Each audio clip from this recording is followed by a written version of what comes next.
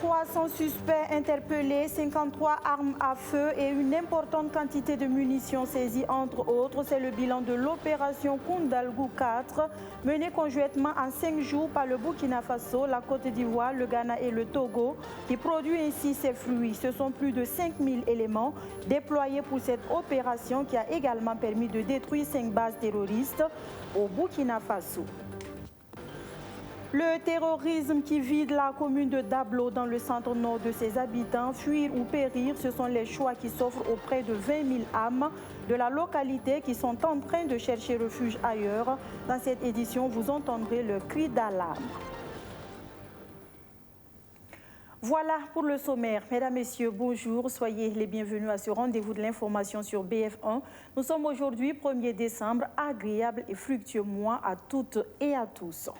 Avant de développer ces titres, il nous est revenu que dans une correspondance en date d'hier 30 novembre, adressée au ministre en charge du Commerce, la Fédération burkinabé des patrons de boulangerie, pâtisserie et confiserie entendait procéder à une augmentation du prix de la miche du pain de 150 francs CFA à 200 francs CFA d'ici le 15 décembre si rien n'est fait. Eh bien, en réaction à cette note, le ministre de tutelle Harouna Kaboré indique qu'il n'y a aucune augmentation en vue, des concertations étant en cours pour tenter de trouver des réponses aux préoccupations de la Fédération, notamment le passage du prix de la tonne de farine de blé de 350 000 francs CFA à 420 000 francs CFA.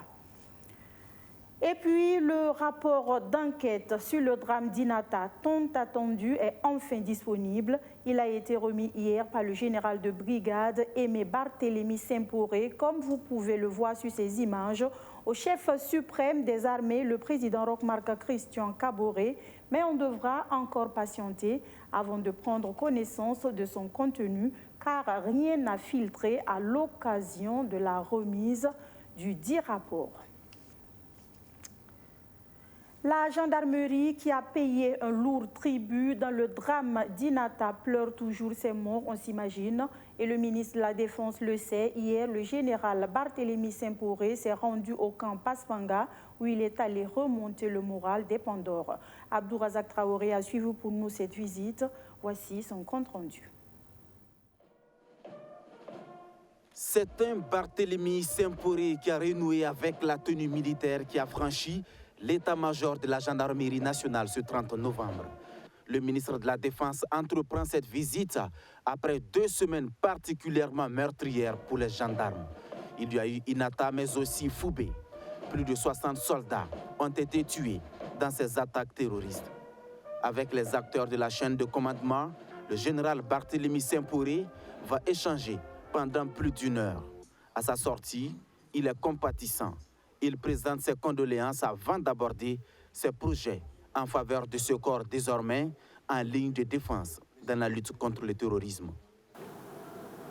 Les interpeller sur les perspectives d'avenir qui se dressent pour la gendarmerie nationale, qui entend très bientôt être un outil sur lequel nous allons développer plusieurs axes dans le sens donc de les rendre plus capables d'assumer davantage les missions de sécurité intérieure et de défense qui leur sont confiées.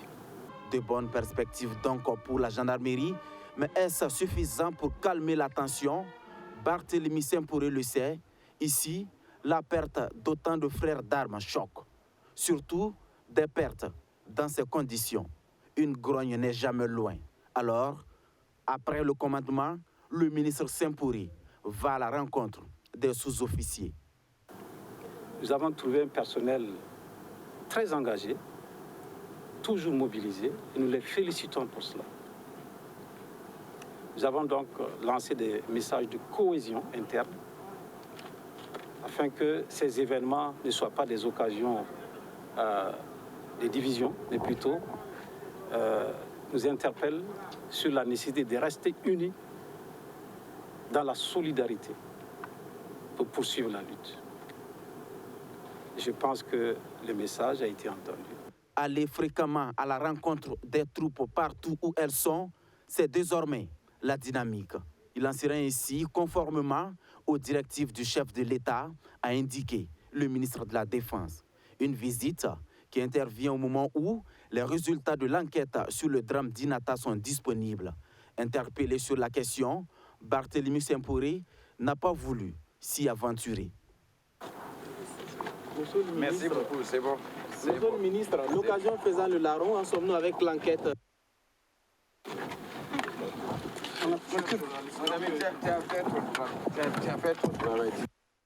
Inata et tous les autres drames d'ici et d'ailleurs dans la sous-région ouest africaine liés au terrorisme qui font multiplier les contre-attaques militaires dans la synergie. Un des exemples palpables, c'est l'opération Koundalgou 4 menée la semaine dernière. Concrètement, Koundalgou 4, selon le ministre de la Sécurité Maxime Koné, ce sont des opérations conjointes de sécurisation des frontières communes menées par le Burkina Faso, la Côte d'Ivoire, le Togo et le Ghana. Bilan des opérations, 5 bases terroristes détruites ici au Burkina Faso et environ 300 individus neutralisés pour plus de 5000 hommes des 4 pays engagés. On fait le point avec Arsène Konditamni.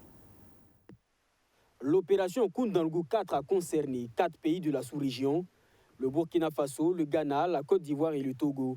Au total, 5728 éléments ont été engagés sur le terrain. Le Burkina Faso a fourni le plus gros contingent, composé de 2050 hommes. 881 engins roulants et 6 vecteurs aériens ont été mobilisés. Une opération qui a duré 5 jours pour un bilan jugé satisfaisant dans les 4 pays participants. Ces activités de sécurité ont permis d'interpeller plus de 300 suspects, dont plusieurs étaient recherchés par nos services de renseignement, de saisir 53 armes à feu et d'importantes quantités de munitions, une importante quantité d'explosifs et de dynamiques entrant dans la fabrication des EIE, 144 moyens roulants, véhicules et motocyclettes et une importante qualité de stupéfiants. Les forces de défense et de sécurité ont aussi détruit des champs de drogue, désamorcé des engins explosifs improvisés et déjoué des embuscades. L'opération Koundalgou 4 a été planifiée à Bobo-Dioulasso. Au plan national, elle a concerné les régions du centre-est, du centre-sud, du sud-ouest et des Cascades. Au plan national, cette opération entièrement financée par le budget de l'État a produit les résultats suivants. 5 bases terroristes détruites, 41 suspects interpellés, une trentaine neutralisés lors d'affrontements avec nos unités dans les forêts du sud-ouest et des Cascades. Parmi eux, beaucoup étaient fichés et recherchés par nos services de renseignement ont été neutralisés. 7 véhicules, 14 motos et 10 cartons de munitions ont été saisis. La lutte contre ces groupes armés terroristes est devenue de plus en plus difficile du fait qu'ils bénéficient de complicité dans les différentes localités. Agir vite et discrètement semble être le leitmotiv pour mettre ces complices hors d'état de nuire. Il réaffirme en tout cas notre volonté de traquer ces complicités et surtout de travailler à ce que les terroristes n'aient plus ces viviers au niveau local pour les accompagner dans leur volonté, en tout cas, de détruire notre nation. La nouvelle vision, à travers ces opérations conjointes, est de donner plus d'impact aux actions sur le terrain. Les chefs d'État ont donné leur accord pour que ces opérations puissent se poursuivre dans d'autres zones. Des opérations qu'il faille peut-être multiplier pour sauver Dablo, une commune située dans le centre-nord, pratiquement tombée entre les mains des terroristes. Aujourd'hui, il est difficile, voire même impossible de vivre à Dablo, à tel point les terroristes sévissent. Bastonnades, enlèvements, pillages et autres humiliations, c'est ce qui est servi aux populations de cette localité. Du coup, il faut fuir ou périr. Conséquence, Dablo se vide de ses près de 20 000 âmes. Abdourazak Traoré. Dablo, commune rurale située à 90 km de Kaya, n'est désormais que l'ombre d'elle-même. Dans cette localité du centre-nord, les persécutions terroristes ont débuté en 2019 avec des enlèvements.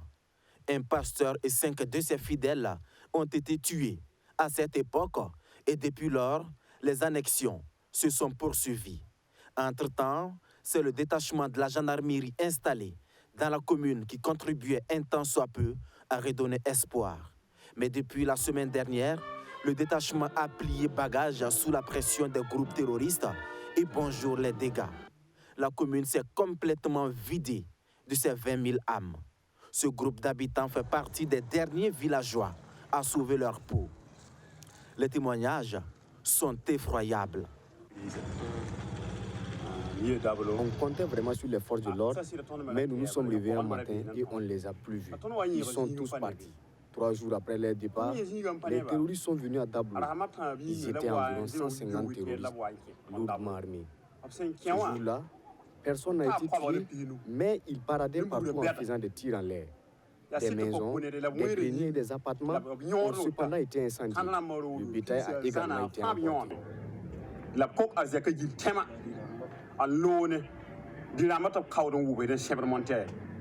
La vie à Dablo était donc devenue infernale. La fuite s'est présentée comme l'unique alternative. Ce sont les hommes qui étaient pris pour cible. Ce sont eux que les terroristes tuaient prioritairement. Ils devraient donc préparer la fuite sans se faire repérer par les nouveaux maîtres des lieux. Après eux, les femmes ont organisé leur départ de la commune. C'est la faim qui sévit ici. Nous n'avons rien. Quand les terroristes arrivent, ils tuent nos maris, certains sont kidnappés. Ils nous dépouillent de tous nos biens comme nos animaux. C'est pour cela que nous avons quitté Dablo. Dans notre fuite, ils sont même allés avec mon fils de 10 ans au nom de la religion, disent-ils. Ils m'ont déshabillé, me faire coucher sur la route, me frapper. Beaucoup ont été tués. En chemin, on ne pouvait pas compter les cadavres, tellement ils étaient nombreux.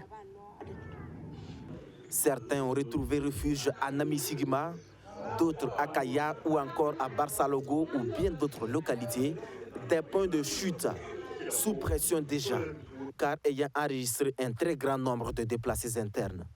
Le défi de leur prise en charge s'impose alors aux autorités et autres acteurs humanitaires. Et dans la lutte contre le terrorisme, le Burkina Faso peut compter sur le soutien de la Chine qui promet d'accélérer l'envoi d'équipements militaires promis au Burkina Faso. L'annonce a été faite par Alpha Bari, le ministre burkinabé en charge des Affaires étrangères, au sortir de son tête-à-tête avec son homologue chinois ce 29 novembre en marge du forum sur la coopération sino-africaine tenu à Dakar. Des nouvelles du procès de l'assassinat du capitaine Thomas Sankara avant de poursuivre ce 30 novembre. Ce sont les témoins Mousbila Sankara, ancien ambassadeur, et Fidel Toé, ministre du Travail et de la fonction publique d'alors qui était à la barre. Si Fidel Toé reste convaincu que le complot de 20 heures ficelé par le capitaine Thomas Sankara pour une éventuelle attaque de Blaise Compaoré n'a jamais eu lieu, l'on retiendra que le diplomate a déclaré que le général Diendéré n'a pas commandité la mort de Thomas Sankara. Mieux, il l'a fait devant le tribunal. Il estime que Gilbert Diendéré pouvait éviter cette mort, mais il n'a pas fait ça. D'où cette déclaration. On fait le point de l'audience de ce 30 novembre avec Benjamin Kwame.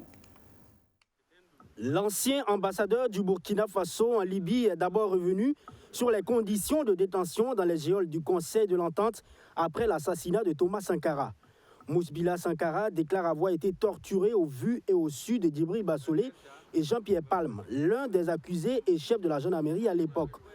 Ils étaient tous là, donc bien au courant de ce que les soldats me faisaient, précise-t-il. Quand le parquet militaire lui demande sur les événements du 15 octobre, « Qu'est-ce que vous avez vu et entendu ?» Monsieur Sankara répond, « Ça, c'est un flou artistique, donc je dois me méfier. » Mais ce que je peux dire, c'est que si on doit situer les responsabilités, le général Gilbert Diendéré est responsable de la mort de Boukari Lengani et Henri Zongo, puisqu'en 89, soutient-il, Blaise Compaoré était hors du pays et Gilbert Diendéré était le chef de la sécurité. Vous avez vu les situations de Henri Zongo et de Lengani. Après, vous avez vu le sol en septembre. C'est-à-dire que c'est une ambition qui est là, latente. Il a les moyens et à chaque fois, il tente. Et moi, je vous dis que ce n'est pas fini. les Henri Zongo et puis les Lengani ont été exécutés suite à une décision de justice. Est-ce que le général Diendéré était membre du tribunal qui les a condamnés? Est-ce qu'il faisait partie du peloton donc, qui les a exécutés? Je ne vois pas Blaise Compaoré tuer Thomas Sankara. Pour l'ambassadeur, le capitaine Blaise disposait des mêmes prérogatives que Thomas Sankara. Le seul d'ailleurs à qui le président ne faisait pas de reproches. Moussbila Sankara explique que Blaise Compaoré a fabriqué des monstres comme Yassine Kafando et Jibé Diendéré. Blaise craignait plus ses soldats que Thomas Sankara, peaufine-t-il. Pour l'ancien ambassadeur, ces deux hommes ne s'entendaient pas car l'un voulait montrer à Blaise Compaoré qu'il est le plus fort et fidèle. Il conclut alors que Blaise Compaoré avait peur du lieutenant Diendéré. Et toujours dans sa déposition, il demande au tribunal pourquoi depuis 1987 vous n'avez pas ouvert d'enquête pour aboutir à ce procès. Et c'est jusqu'à l'avènement de Yacouba Isaac Zida. C'est parce que vous aussi vous avez peur. Et moi aussi j'ai peur. Lâche-t-il. Moussbila Sankara est formel. Gilbert Diendéré n'a pas commandité la mort de Thomas Sankara. Il l'a fait. Pour justifier sa déclaration, il énonce que le général Diendéré savait que Yassine Kafando voulait tuer le président Thomas et il n'a rien fait. Alors, si celui qui est responsable de ce camp est présent et qu'il gère l'après Thomas, ça veut dire qu'il s'est entouré au moins des informations éventuelles concernant son assassinat.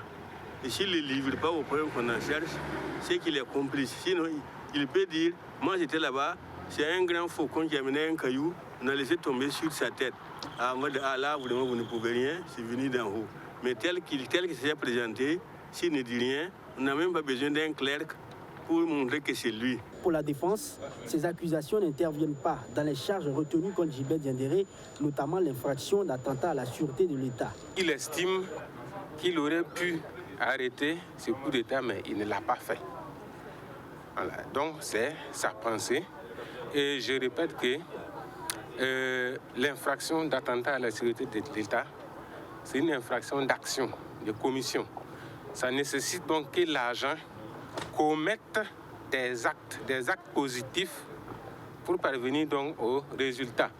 L'ancien ministre du Travail et de la Fonction publique, dans son explication, fait comprendre qu'il a échangé avec Thomas Sankara 1 heure avant qu'il ne soit assassiné, sur le supposé complot de 20 heures qui énonce que Thomas Sankara voulait attaquer Blaise Compaoré et qu'il y aurait des mésententes entre les 4 leaders de la révolution. Fidel Toé indique que toutes ces rumeurs ont été aplanies le 14 octobre 1987 lors d'une réunion.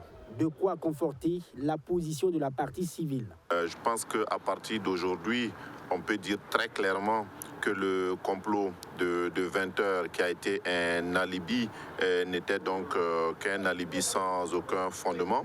On peut aussi dire, à l'analyse en tout cas du dernier témoignage, notamment celui de M. Toé, que ce coup d'État était très bien préparé.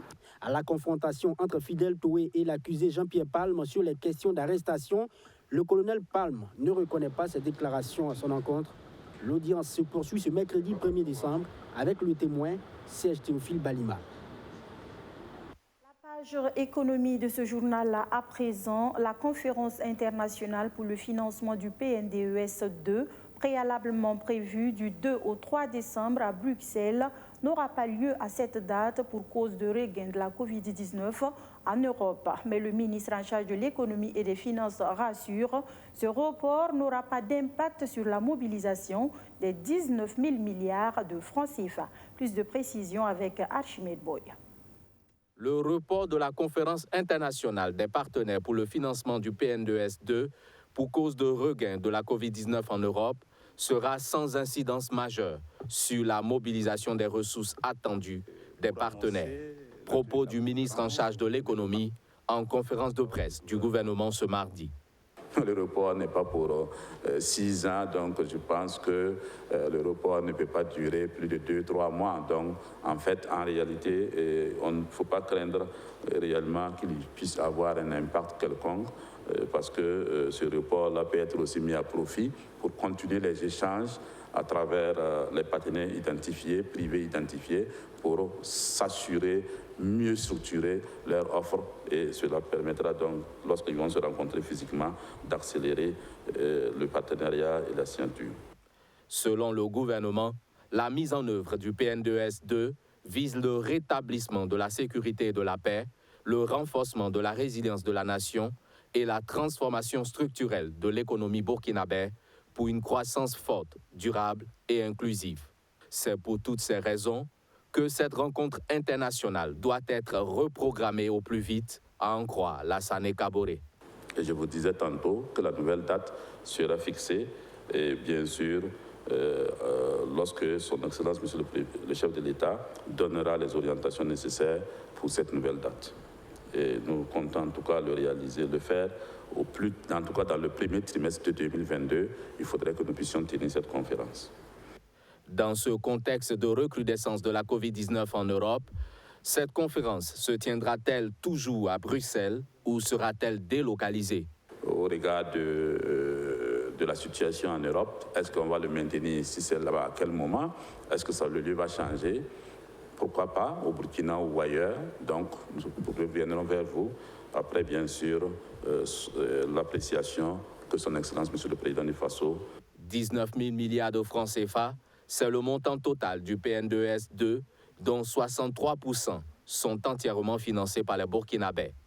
Sur les 37% restants, 9% ont été comblés. Le gap de ce plan est estimé aujourd'hui à 28%, soit un peu plus de 5 000 milliards de francs CFA, indique l'argentier du gouvernement. Et puis, Mamadi Savadogo dit Kadhafi rempile pour un second mandat à la tête de la Chambre de commerce et d'industrie du Burkina Faso.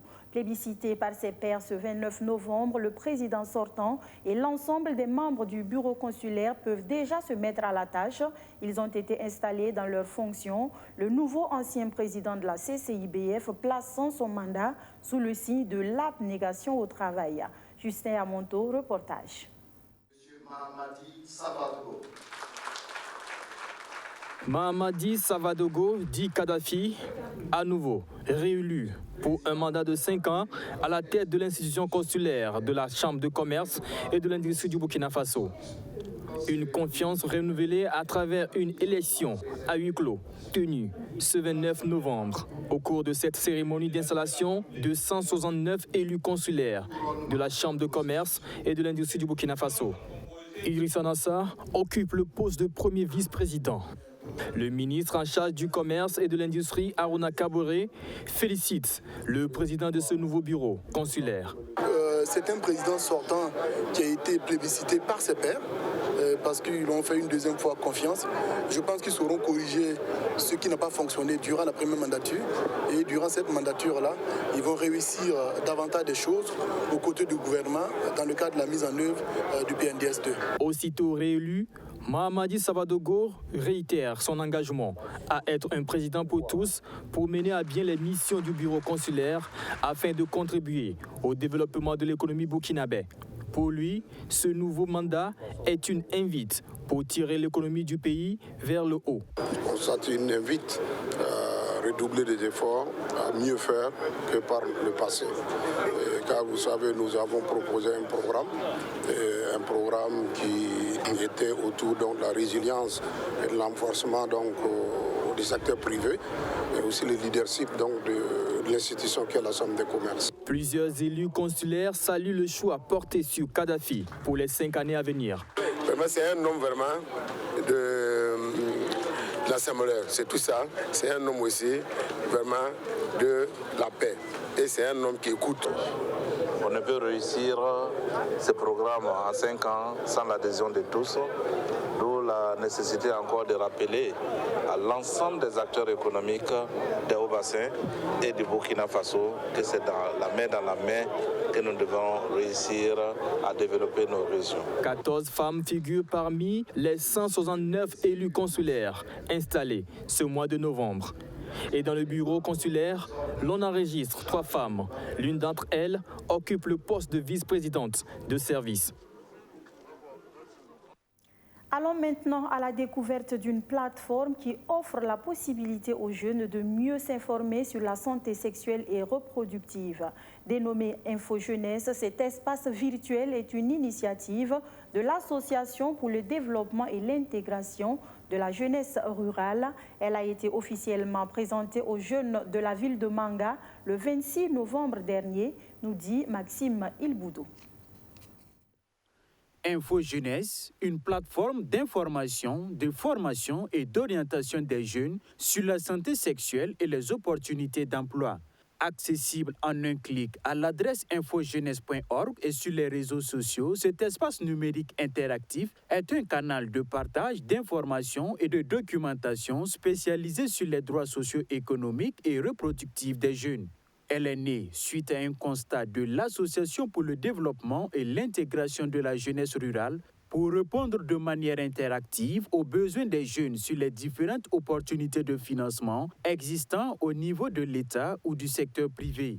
C'est une plateforme virtuelle numérique où les jeunes peuvent, à travers le site web directement, avoir accès à un certain nombre de documentations qui est mise en ligne, des modèles de plans d'affaires, des centres de formation professionnelle.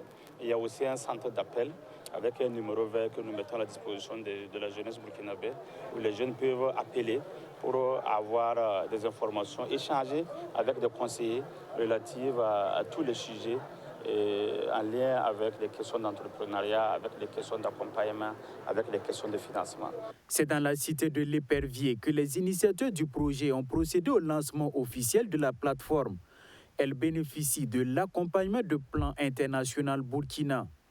Infojeunesse.org se veut être un outil puissant d'information fonctionnelle et stratégique, d'interaction communicationnelle et de renforcement des capacités, conçu pour être mis à la portée des jeunes et des femmes du Burkina Faso qui pourront partager et accéder à des ressources pour se former en vue de répondre à leurs besoins divers et de relever des défis individuels, collectifs, locaux et nationaux.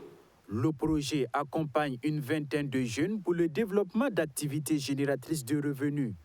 De la couture à l'élevage volaille, en passant par le tissage et l'électricité bâtiment, les bénéficiaires ont reçu des kits pour s'installer à leur propre compte.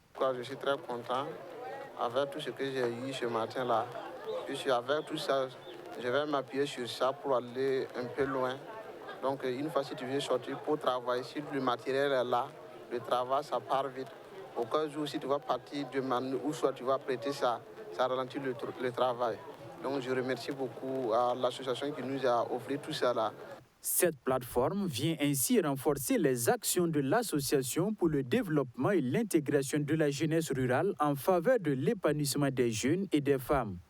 Pour un meilleur impact, les jeunes sont invités à utiliser la plateforme de façon responsable.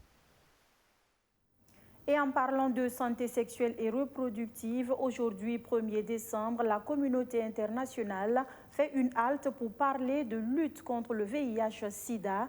À l'occasion de cette journée internationale de lutte contre le sida, on parle de 680 000 personnes décédées des suites de cette maladie dans le monde en 2020 et 37,7 millions de personnes vivraient encore avec le sida malgré les énormes progrès faits dans le sens de la lutte contre cette maladie. Et avant de nous quitter, et à l'intention de tous ces jeunes qui continuent de croire qu'il n'y a pas de travail, Djibril Compaoré, un artisan qui manie avec dextérité le polyester depuis 2001, vous dit le contraire. Lui qui maintenant est installé à son propre compte et arrive à tirer son épingle du jeu, nos confrères du studio Yafa l'ont rencontré pour nous. Voici son histoire. Le travail, c'est apprendre. Même à l'école, quand tu pars à l'école, tu vas aller apprendre. Après, tu vas faire ton concours pour rentrer à la fonction publique.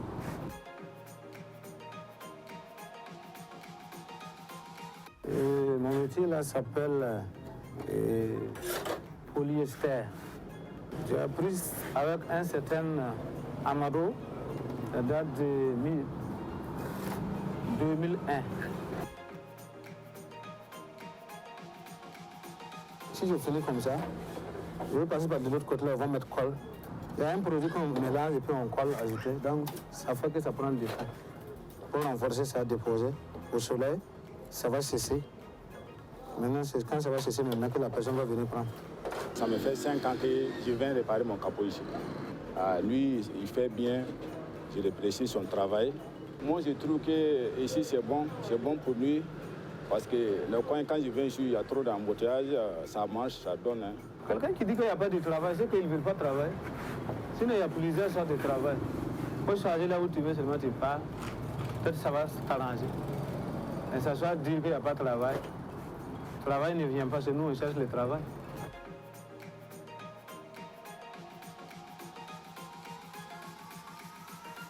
J'ai vu que le métier est rentable, je me suis donné les diplômés comme ça. Il y a certains travaux qu'ils ne veulent pas faire. De ce côté, c'est compliqué, quoi. Ils n'acceptent pas se donner. Par exemple, ces genres de travaux, ils vont croire que non, ayant le diplôme, on ne peut pas.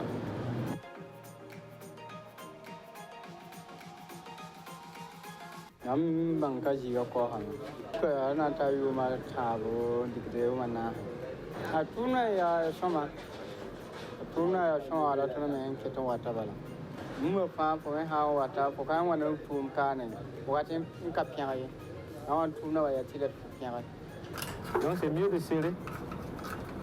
Celui qui cherche seulement, celui qui gagne demain. Celui qui se laisse, demain il va pleurer. Non, mais ça c'est comme ça.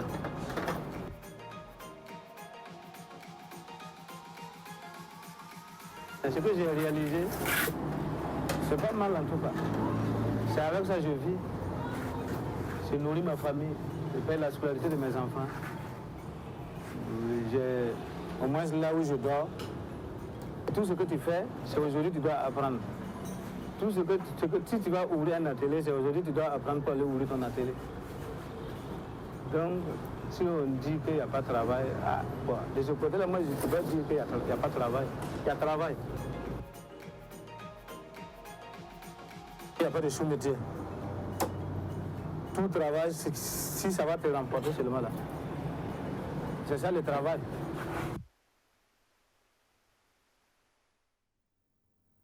Voilà, mesdames, messieurs, c'est tout pour cette édition de la mi-journée sur BF1. Merci de votre constante fidélité et à demain pour d'autres actualités. D'ici là, prenez bien soin de vous et des autres autour de vous. Bonsoir.